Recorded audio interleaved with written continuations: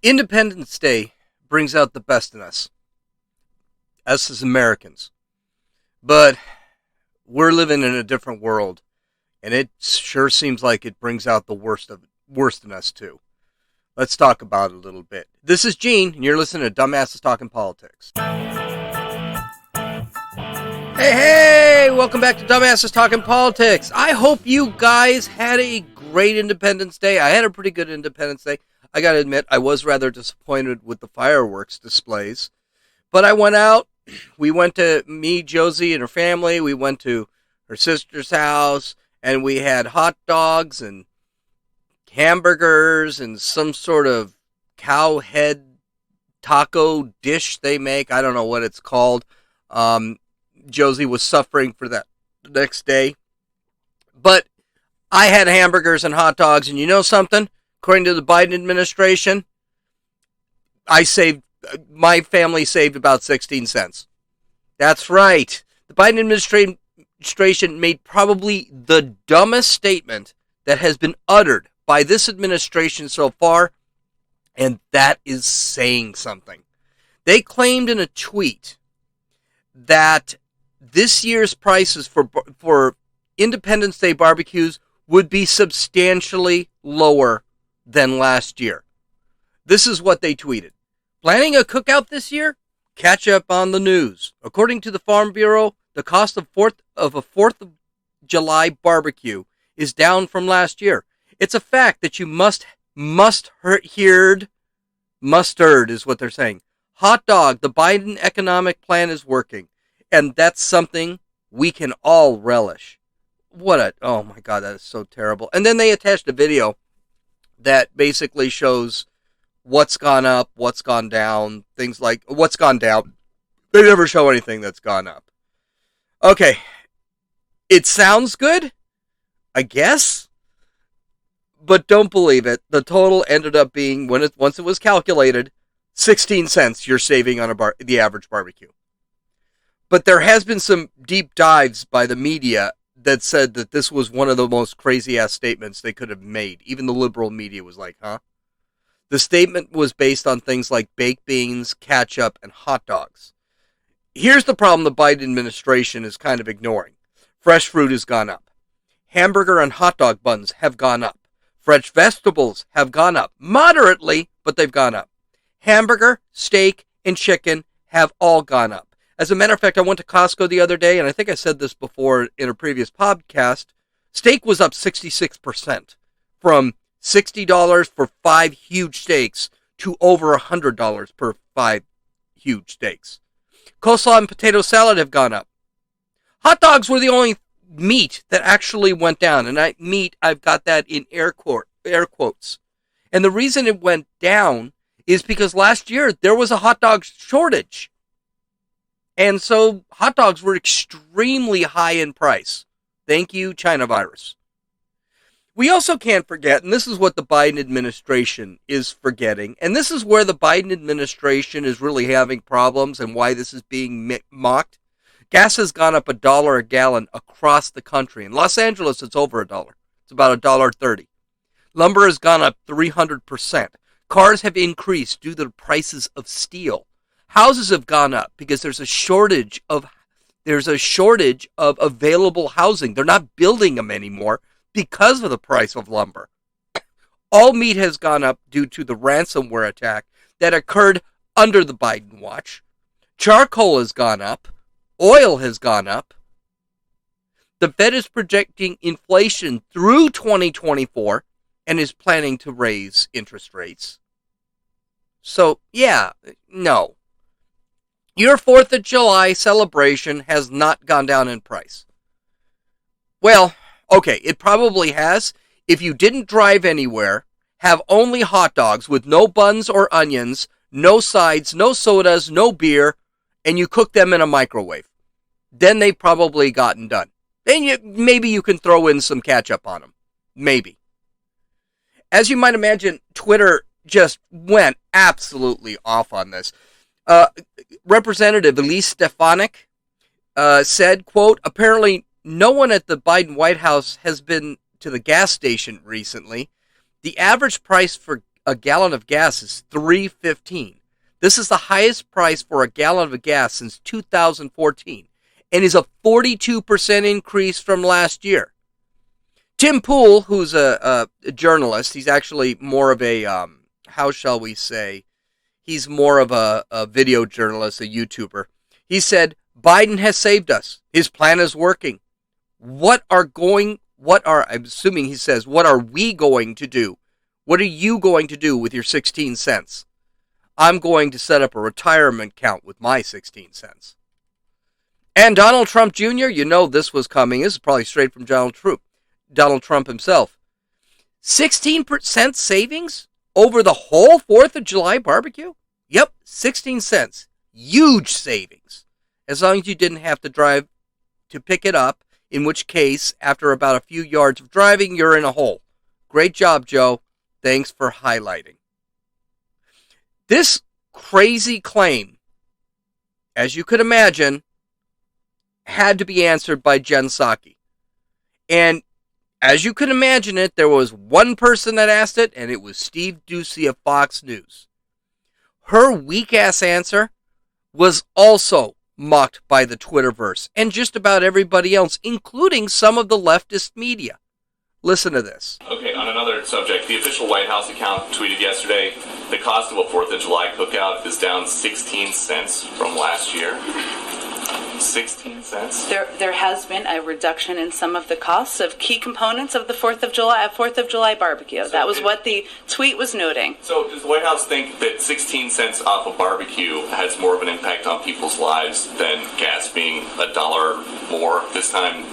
I would say if you don't like hot dogs, you may not care of the reduction of cost. You don't have to like hot dogs. You can't buy a hot dog for 16 cents. A reduction of. I will say that what we are most focused on is the fact that we've created now more than 3 million jobs since the president took office. That's what we're focused on, and continuing to implement additional components of his economic Build Back Better agenda. Go ahead. What a weak-ass answer. What an absolutely weak. Notice a couple of things here. First off, notice she only points to hot dogs because they're really the only meat that went down. Everything else went up. Chicken, steak, hamburger, anything that you had other than hot dogs. Everything else went up. And notice she's sitting back and she's pushing this stupid agenda that is not, she wants to ignore absolutely everything else. By the way, in January of 2019, when Donald Trump was president, there were 1.8 million jobs created. Joe Biden has been in the White House at the end of a pandemic, and there have been 3 million jobs created. Who do you think was doing a little bit better?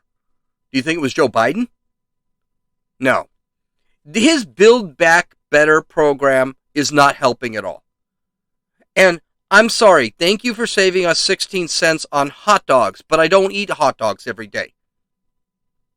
I do drive every day, so that $5 a gallon is probably worth a little bit more. This is the skinny. This is a propaganda mission. They are going to find absolutely anything, any commodity that has gone down in price, and they're going to point to that commodity. Even if it's something as irrelevant as butt cheeks and cow lips combined in a little packaging that you put on a bun. But the bun has gone up in price.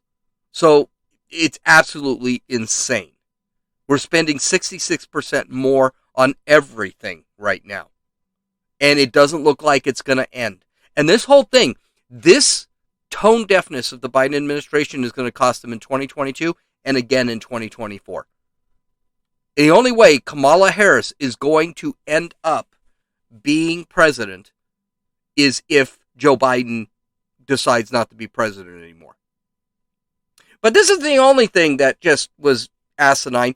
You know, you got a bunch of people that actually hate the United States, and Independence Day is the perfect time to hate the United States. They didn't hate the United States when they legalized Juneteenth, which they call the second Independence Day, which isn't true. It's not Independence Day. Juneteenth isn't even the right date for the Emancipation Proclamation, so that's kind of crazy. But the New York Times decided to show their love for the United States on Independence Day by pissing on the American flag. This article is entitled "The 4th of July Symbol of Unity May No Longer Unite" by a gal named Sarah Maislin Neer. And basically, all she said was, and this was a really long article, I'm not going to go into the entire article, I'm going to read a few paragraphs of it, but she basically said the United States flag is, wait for it, racist. So here it is. Here's what I'm going to read you. So, quote, "Today, flying the flag from the back of a pickup truck or over a lawn is increasingly seen as a clue, albeit an imperfect one, to a person's political affiliation in a deeply divided nation. What was once a unifying symbol, there is a star on it for each state after all, is now alienating to some. Its stripes now fault lines between people who kneel while the Star-Spangled Banner plays and those for whom not pledging allegiance is an affront. Politicians of both parties have long sought to wrap themselves in the flag, but something may be changing. Today, flying the flag from the top of a back of a pickup truck or over a lawn." Notice she always brings that up, that pickup truck, because we're all white trash. That's what we are. They won't say it. We're nothing but white trash. "Is increasingly seen as a clue." Or, I'm sorry, here we go. "Supporters of the former President Donald J. Trump have embraced the flag so fervently at his rallies across conservative media and even during the January 6th assault on the Capitol that many liberals like Mr. Traber, who is earlier in the article, worried that the left has all but ceded the national emblem to the right." And then she points out that 66% of Republicans support the flag and only 34% of Democrats do. We talked about the flag before. The flag is a symbolic, it is a symbol. It's a symbol of unity. If one doesn't see it, then they just choose not to see it or decide to make up different reasons why it's not. You know, I bet you those same people, they see the flag of Antifa, which, by the way, is a black flag with the anarchist symbol on it. The BLM flag, which is a black flag with a fist on it. And the diversity flag, the LGBTQ flag, as unifying when their development was actually made to divide. So it's kind of hard to take the New York Times serious, because the New York Times has always been anti-American.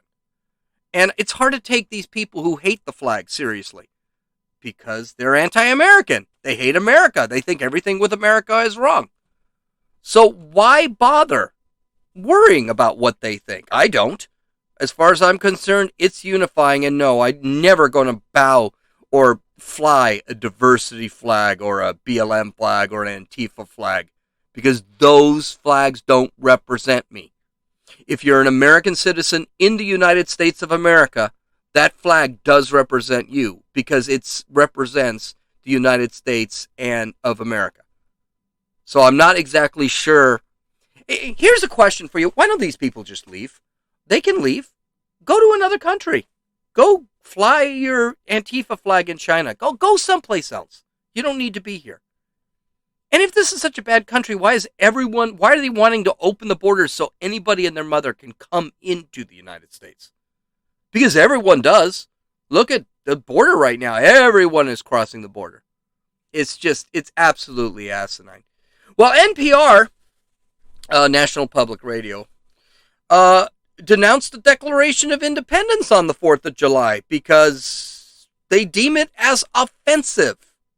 They tweeted this: 245 years ago today, leaders representing 13 British colonies signed a document to declare independence. It says that all men are created equal, but women, enslaved people, indigenous people, and many others were not held as equal at the time. At the time. They admit it. At the time they weren't.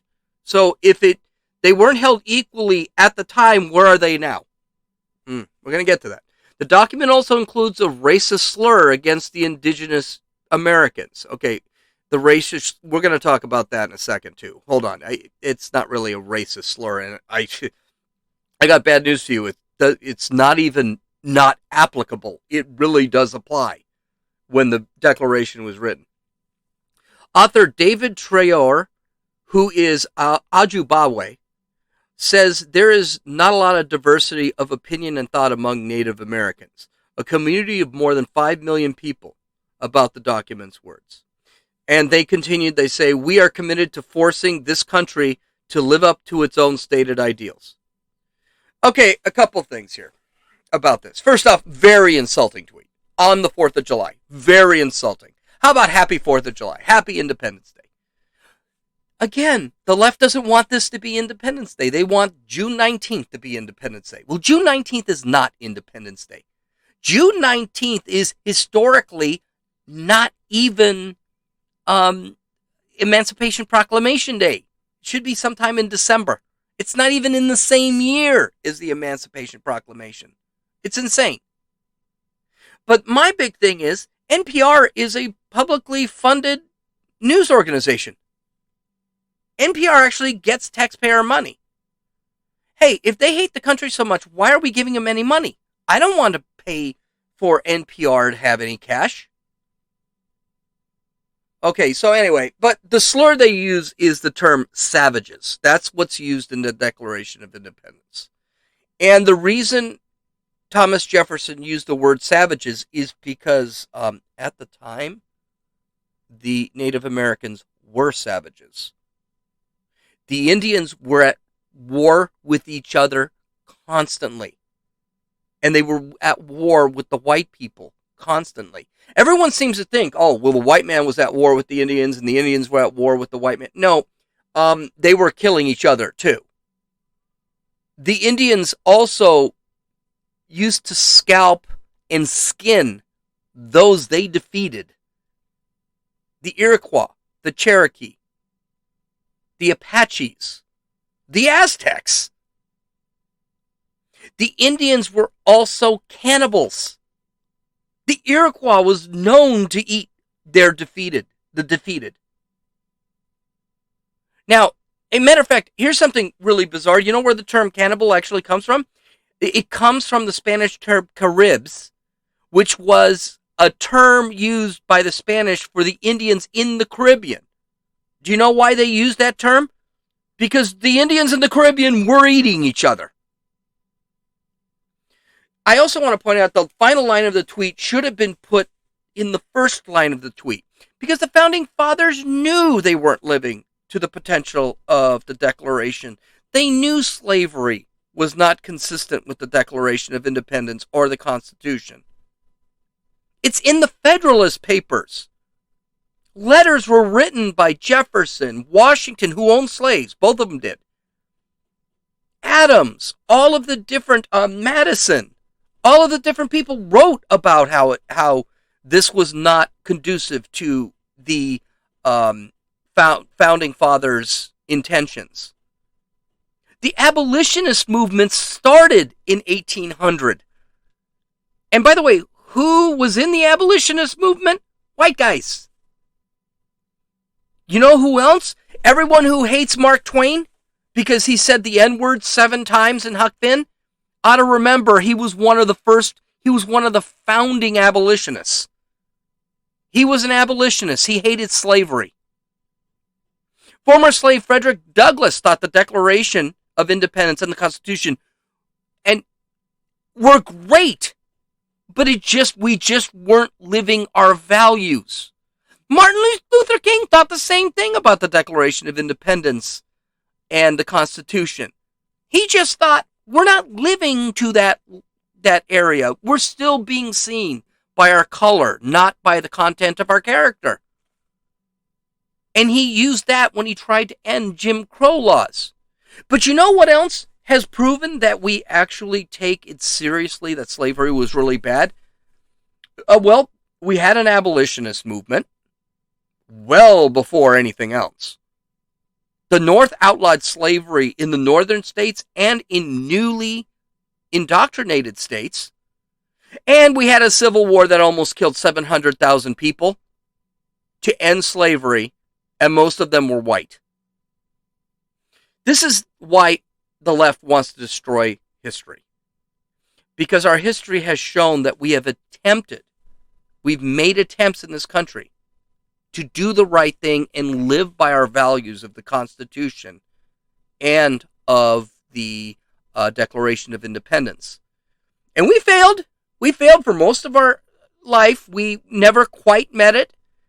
But we are now, I would say, since 1964, we're closer than we've ever been. And we're probably the closest that any other country has gotten to be equality based on content of character, not based off race. I do not believe we have a race problem in this country. I believe race problems are being created. And one person that loves to create race problems are members of Congress who are of color. Amazing. And I can't even believe these people tweeted this on Independence Day. But Cori Bush, who's a congressional representative, she actually works in the government as a voted representative of the government. She's a BLM supporter, and she's a member of those idiot squad, She tweeted this. When they say the 4th of July is about American freedom, remember this. The freedom they're referring to is for white people. The land is stolen land, and the black people still aren't free. This is so dumb. I don't even want to really even talk about it. She's a congressperson. She's a congresswoman. She is living proof that the system is free. And she's able to go out and create laws within the system. She has that power. And the land, for the most part, wasn't stolen. It was conquered. Yes, there were parts of the land that were conquered. But most of the land was gained through negotiation. The United States negotiated New York with the Indians. The Indians just changed their mind. The Louisiana Purchase, which was like 13 states, was purchased from France. Texas was won from Mexico, but we ended up paying for it. Same with California. And we bought Alaska. Most of this country was not stolen. Most of this country was negotiated. It was negotiated from France, Spain, Mexico, Russia, and the Indians. So this is a really dumb statement. I also want to point out she thinks the system is racist, and this drives me crazy, is that, you're part of the system. So I guess she's a racist? Well, we know she's a racist, but if she thinks the system is racist, well then why would we think she's not a racist? The other moron that had something to say was Maxine Waters, and you knew she was going to say something, and she is just so stupid. She said, July 4th, and so, the Declaration of Independence says all men are created equal. Equal to what? What men? Only white men. Isn't it something they wrote in this? This is what she said. Isn't it something that they wrote this in 1776 when African Americans were enslaved? That's what she said. They weren't thinking about us then, but they're thinking about us now. Further, on December, the Declaration of Independence says, we hold these truths to be self-evident, yet 17 states haven't enacted voter suppression. That's a bullshit lie. 17 states have not enacted voter suppression. They have just secured our laws. Supreme Court gutted the Section 5 of the Voting Rights Act because Section 5 was garbage.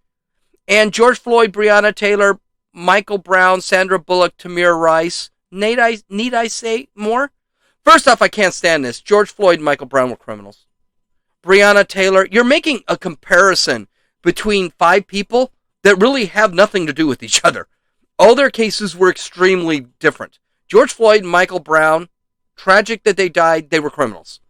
Breonna Taylor and Tamir Rice, even they may not have been, I'm not sure who Sandra Bland is. I'll have to look that one up. But the fact that you're putting Tamir Rice and Breonna Taylor was sort of innocent, but not really. And by the way, she was shot and she wasn't in her bed sleeping when she was shot. Breonna Taylor was shot because her boyfriend started firing and hit one of the police officers. Tamir Rice, I think, had a toy gun or something, and he pointed it at the police, and they shot him. So all of these have nothing to do with each other. It's really dumb. And again, Jesus, she's a congressman. She's been a congressman for the last 40 years, and she's a black woman, and she's complaining. She's been a congressman since the 70s, right after the Civil Rights Act was passed. We've had a black president for 8 years. We've currently got a black woman as vice president. Again, you can't look at American history, because American history proves absolutely everything these people said is wrong. But they continue to beat the crap out of this whole theory, and they just don't stop. And the problem is, everyone's pointing out, you're an idiot. By the way, system, again, she believes, Maxine Waters, like that other idiot, Cori Bush, believes in systemic racism. Well, you've been part of the system for almost 50 years. Does that mean you're a racist? That's a great question, but no one poses those questions.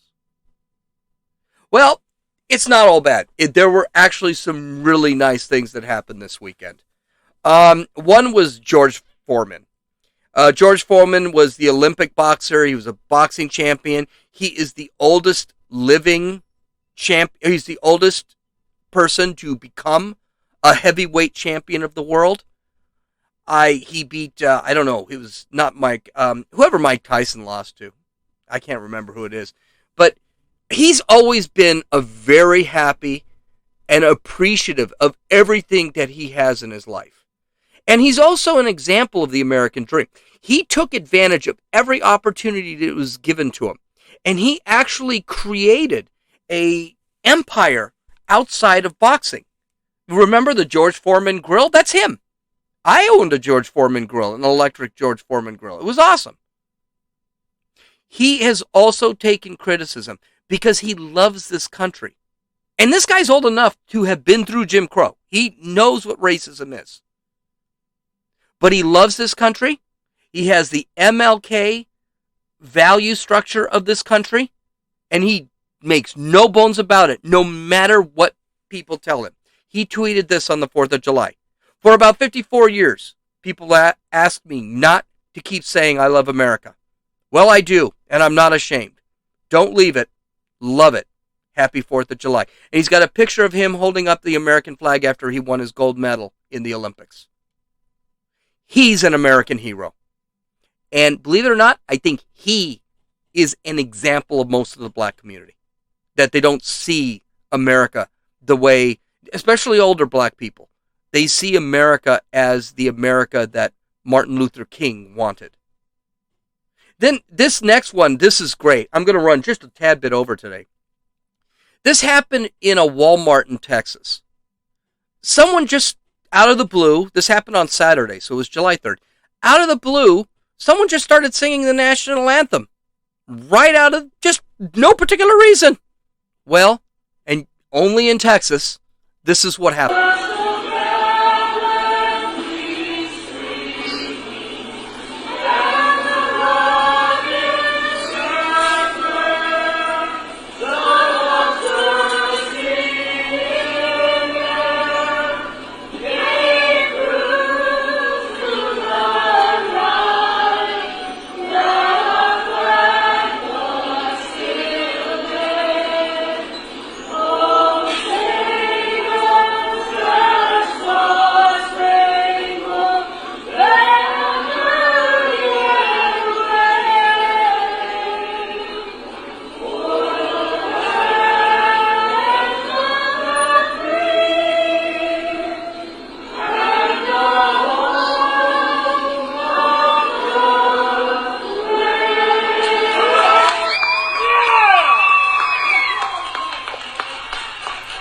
Okay, these are real Americans. And you know something? They represent the majority of the country. Remember, it's people like these that are going to give leftist ideology a run for its money. And we are a majority in this country. We are. And we're not going to... They can't win. They can't win. Well, there's one more. rendition of the Star Spangled Banner, because that rendition, even though it was really sweet and all, I mean, it was kind of off tune and things like that. But what do you expect? A bunch of people from Walmart didn't have a chance to, warm up their voices or anything like that.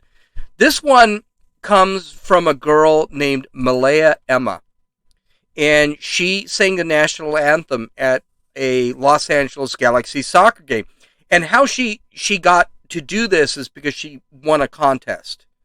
And it was an absolute beautiful rendition of the Star Spangled Banner, and she sounded absolutely phenomenal.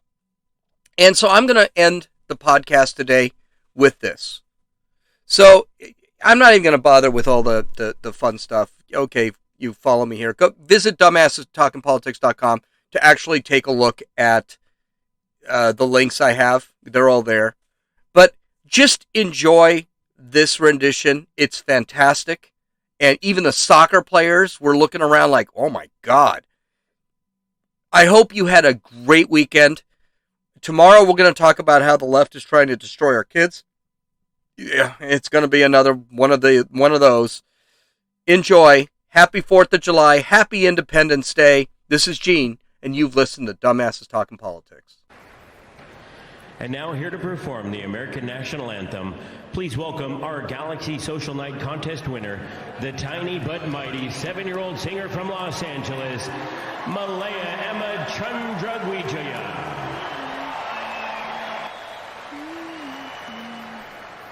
Oh, say, can you see by the dawn's early light what so proudly we hailed at the twilight's last gleaming, whose bright stripes and bright stars through the perilous fight o'er the ramparts we watched were so gallantly streaming, and the rockets red-glare, the bombs bursting in air, gave proof through the night that our flag was still there. Oh, say does that star-spangled banner wave o'er the land of the free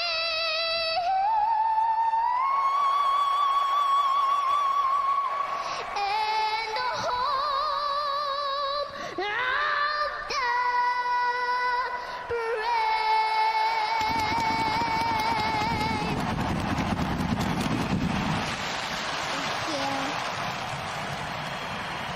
I think we should all just go home now.